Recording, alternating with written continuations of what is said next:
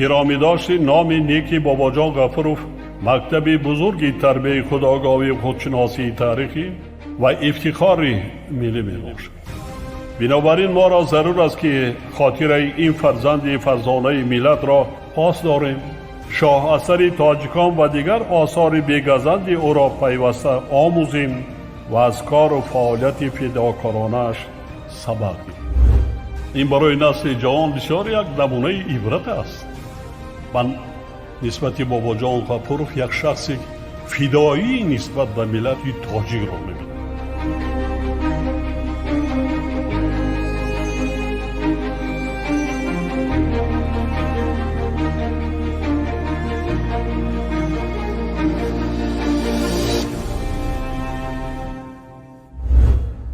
درود شنونده‌های گرامی، با توجه شما گفتار ادبی از سلسله خوانش بدیعی از روی کتاب تاجیکان اکادمیک بابا جان غفورov، نشر مختصری علمی عاموی، راوی هنرپیشه خلقی تاجیکستان قربان صابر. آغاز گفتار 38.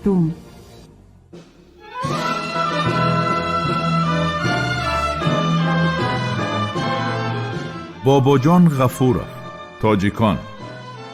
تاریخ قدیمترین، قدیم، عصر میانه و دوره نو. شرح و توضیح مختصر علمی و عاموی.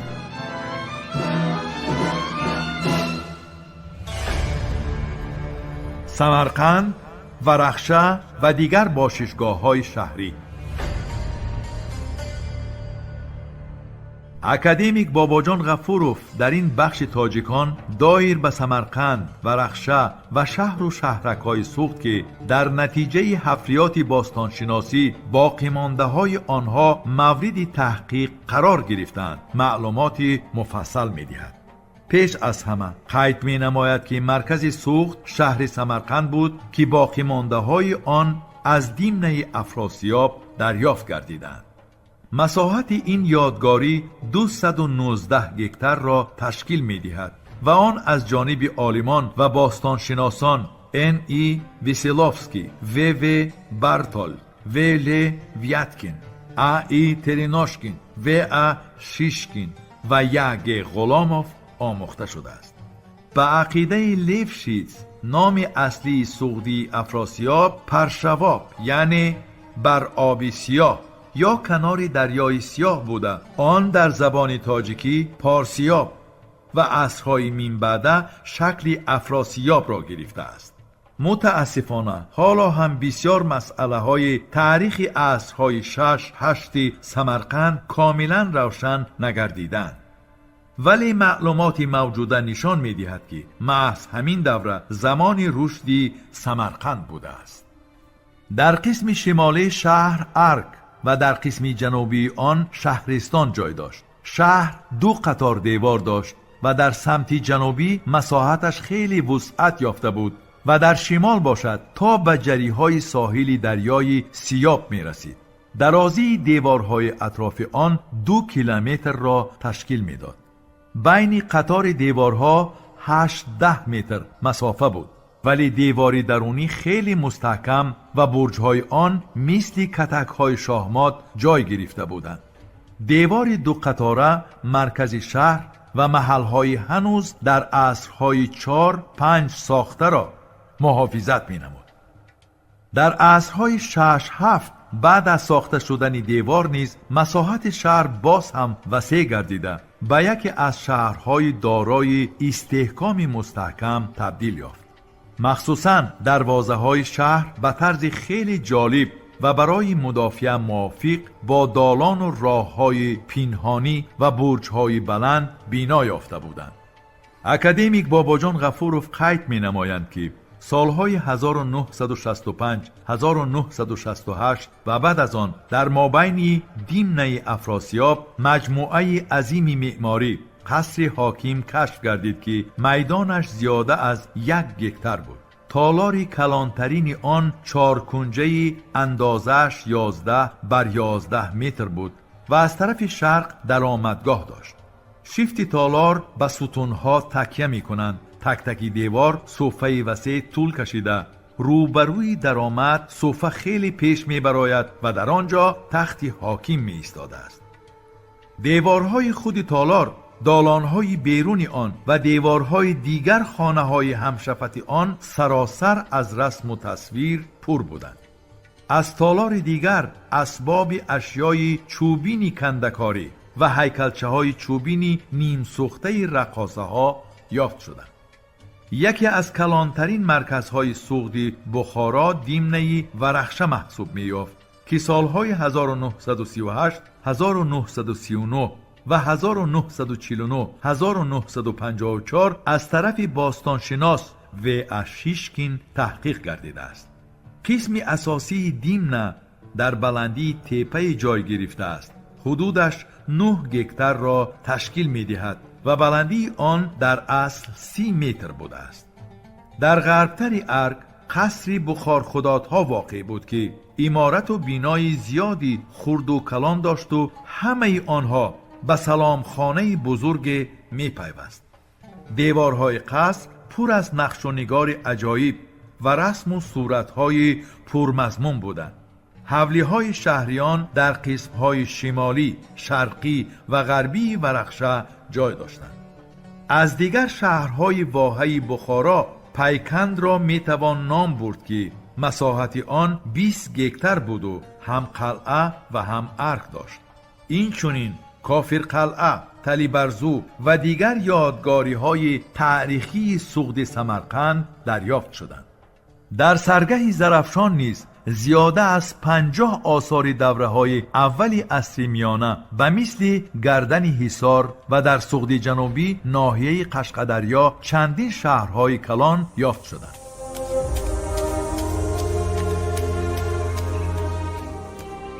بیناکاری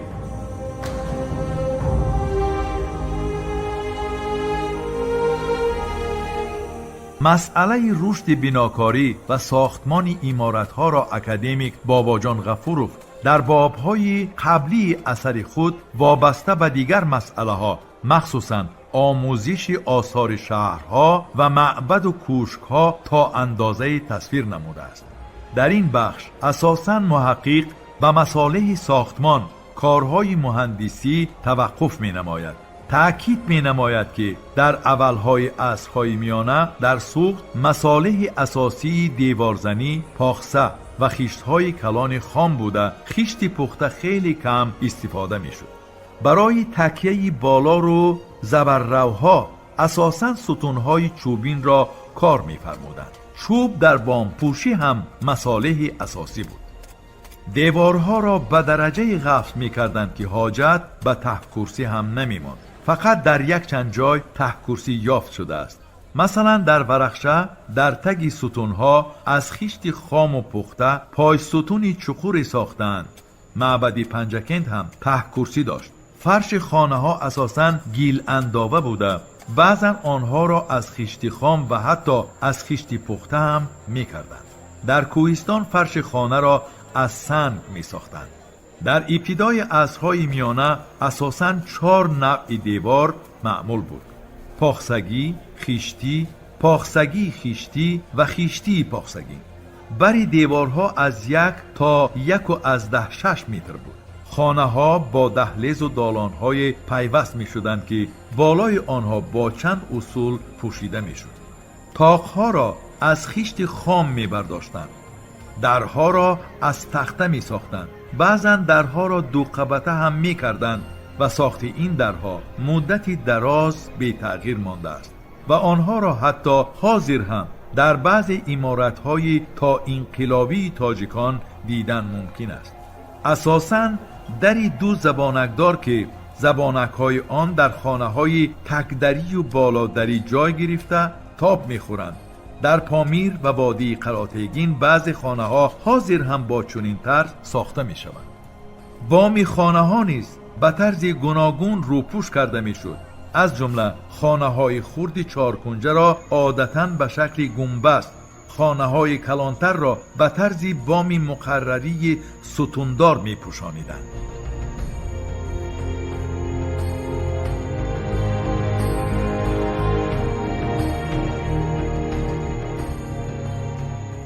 صنعت تصویری.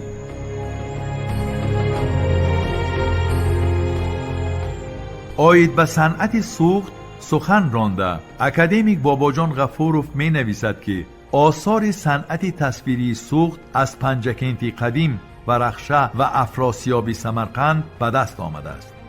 در پنجکنت قدیم زیاده از 60 خانه دارای دیوارنگاره یافت شد.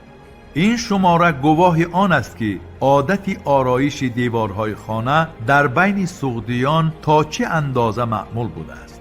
متاسفانه تا به روزهای ما از آن صنعت بزرگ آرایش و دیوارنگاره ها فقط پاره های جداگانه رسیدند.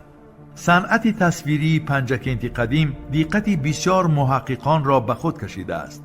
بار اول دایر به صنعت عالی آلمان ایو یاکوبوفسکی، ام دیاکانوف، ام بیلینیتسکی مقاله های علمی نوشته اهمیت عمومی تاریخی و ارزشمندی آنها را تاکید نمودند. بعضی دیوارنگاره های پنجکنت قدیم خیلی کلان بوده 100 متر مربع مساحت دارند. سوژت رسم ها خیلی گوناگون است. پیش از همه تصویری کدام یک داستان قدیمه به نظر می رسد. محقق پنجکنت قدیم ام بیلینیتسکی منظره یک دیوارنگاره را چنین تصویر می نماید. منظره از 8 لوحه و یا خود صحنه عبارت بوده. قهرمان اساسی آنها همان یک پهلوان سمند سوار است. در صحنه اول پهلوان سمند سوار در سر یک دسته سواران زره پوش ایستاده است که از افتکار در عزم سفر می باشد. در لوحه دوم پهلوان سمند سوار کمان به دشمن خود می اندازد که وی هم سوار است. در لوحه سوم پهلوان اسب سوار با اژدها جنگ کرده ایستاده است. در لوحه دیگر باز خود همان پهلوان تصویر شده است که پیشاپیش دسته سربازان می رود و ضمناً مرده اژدها در تگ پای سواران خوابیده است. در لوحه پنجم پهلوان با دشمنی محاربه دارد که آن هم سوار است و در گرد و اطرافش دیگر همسفانش با توده دیوان زد و خورد می کنند. نهایت در لوحه آخرین پهلوان اسب سوار با دیگر سرباز اسب سوار محاربه دارد. به اندیشه همین عالم منظره های این دیوارنگاره به داستان رستم شاهنامه حکیم فردوسی شباهت دارد. در زمانهای قدیم زنان آسیایی میانه نیز در محاربه ها فعالانه اشتراک می کردند و روایت کارنامه های عجایبی تخمینه و زرینه بر این زنان شجاع اساس داستان و روایت های شرق ایرانی شدند و من بعد در دیگر آثار صنعت نیز تصویر یافتند. پاره از این روایت ها در شاهنامه نیز تصویر یافته است. بسیار صورت ها در موضوع دین و مراسم دینی هستند. یکی از آنها لوحه سوگ نوجوان مرحوم قهرمان افسانه های محلی سیاوش است. این چنین صورت عالیه است که محققان آن را صورتی نمیگویند. در تنگه های ملیک های پنجکنت قدیم نام این آلیه به نظر می رسد و این دلالت می کند که خاندان حکمران پنجکنت به این آلیه عبادت داشته است. پرستش جسم های آسمانی هم در صورت های روی دیواری پنجکنت عکس یافته است. بسیار دیوارنگاره های این شهر قدیمه موضوع های گوناگونی فولکلوری و مثل ها آید به حیوانات را این عکاس می نماید. چند طرز یا اصول نگارش دیوار موجود بوده است، اما اکثر آنها با لطافت و ذکاوت و نزاکت خود کس را مات و محبوب می کنند. رسامان ماهرانه بسیار سوژه و مندرجه ها از حیات، منظره جنگ و محاربه ها، لوحه های بزم و ضیافت، نردبازی، گوشتینگیری و غیره را تصویر کردند. خصوصا کس را رسم دخترک عودنواز مفتون می کند. قیافه پراندیشه، چشمان خمار و انگشتان نازک وی که روی تارها جولان می زنند در حقیقت تأثیری فوق‌العاده دارد. در ورخشه نیز صورت‌های روی دیواری بسا جالب و پرمعنا یافت شدند. مثلا در تالار سرخ قصر ورخشه لوحه‌ای به نظر می‌رسد و آن با یک مضمون و مندرجه بنبست شده، فیلسوارانی که از همدیگر در فاصله برابر جای گرفتند تصویر یافتند. در همین لوحه مخلوقات گوناگونی بدهیبت مانند شیران سرخ رنگ و یا مرغان سفیدبالی فولاد منقار شیر چنگال از 4 طرف به فیلها حمله می کنند. اکثریت خانه ها با لوحه های گوناگون و تصویرهای جالب آرایش یافتند. کمی بالاتر درباره افراسیاب و خانه های آرایش یافته آن سخن رانده شد. در این جا نیز خانه کلان آشکار گردید که صورتهای عالی جناب دارد. در یکی از دیوارها صورتی رواقی هست که در بالای آن مردان و زنان بسیار نشستند.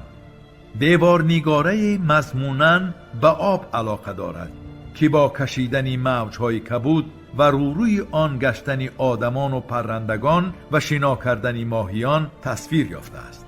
رسمهای روی دیواری سوخت نه فقط چون آثار دوره خود اهمیت دارند، این صورتها انسیکلوپدیای حیات و افکار سوغدیان نیز می باشد. هنر و صنعت پیشرفته سوغد به ملک‌های دیگر مخصوصاً کشورهای شرقی تأثیر نهایت جدی رسانیده است. یک عالم ایتالیایی امبوسالی محض مسئله به صنعت کشورهای شرقی و عموماً تمام آسیای مرکزی تأثیر رسانیدن صنعت سوغد را مفصل تحقیق نموده است.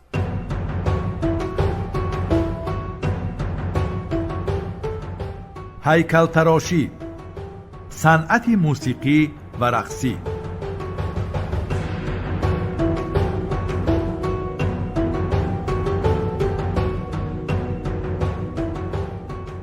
در مسئله مذکور اکادمیک باباجان غفورов قید می نماید که در صنعت سوخت هیکل تراشی مقام مهم داشت و مصالح آن گیل، گچ و چوب بود. در پنجکند هیکلی عظیم گیلی یافت شده است که زمان ایوان معبد را آرام داد.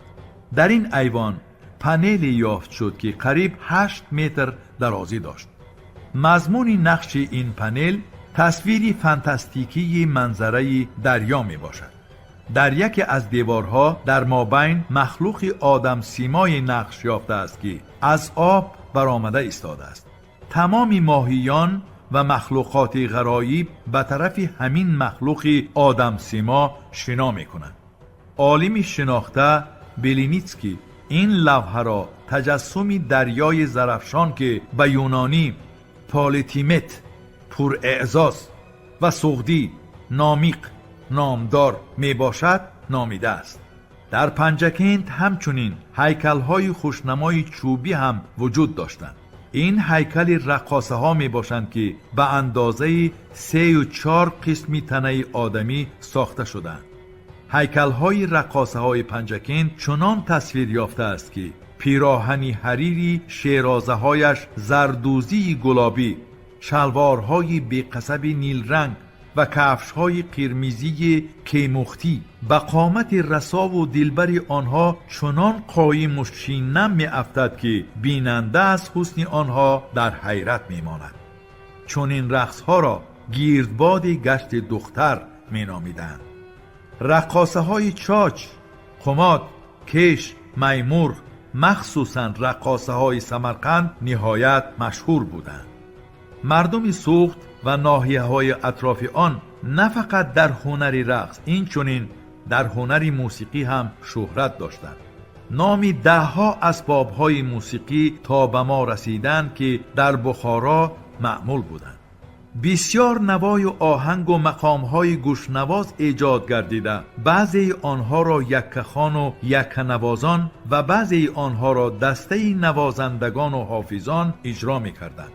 تئاتر لختک در عصر 7 محض در آسیای میانه به خطای رفته است.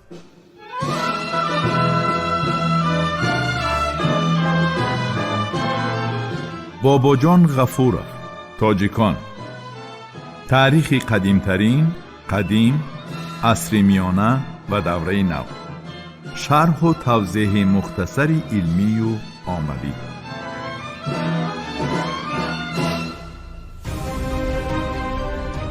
شنونده های گرامی، شما گفتار ادبی را از سلسله خوانش بدیعی از روی کتاب تاجیکان اکادمیک باباجان غفورов، نشر مختصری علمی عموی را در قرائت هنرپیشه خلقی تاجیکستان قربان صابر شنیدید.